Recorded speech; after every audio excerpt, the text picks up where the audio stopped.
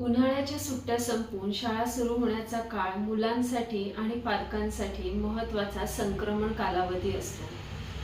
1 ते 1.5 महिन्याच्या विश्रांतीनंतर पुन्हा शाळेच्या दिनक्रमात येण्यासाठी मुलांना काही काळ लागणे स्वाभाविक असते.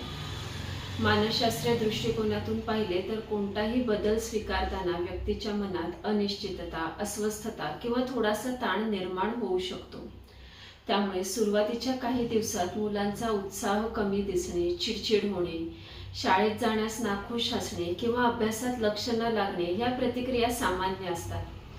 अशा वेळी पालकांनी घाबरून न जाता संयम आणि समजूतदारपणा दाखवणे आवश्यक आहे.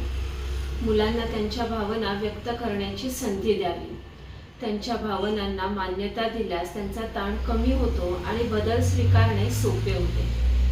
सुट्ट्यांमुळे काही काळ मुलं अभ्यास आणि शिस्तबद्ध दिनक्रमापासून दूर गेलेली असतात. त्यामुळे पुन्हा नवीन वेळापत्रकाशी जुळवून घेण्यासाठी त्यांना पालकांच्या भावनिक आधाराची, प्रेमाची आणि सकारात्मक प्रेरणेची गरज असते.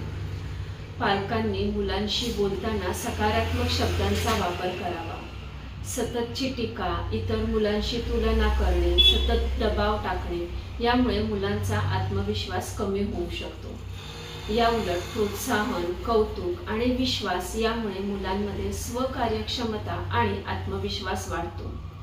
त्यामुळे नवीन आव्हाने स्वीकारण्यास आणि शाळेच्या वातावरणातील बदलास जुळवून घेण्यास मुलं सक्षम होतात.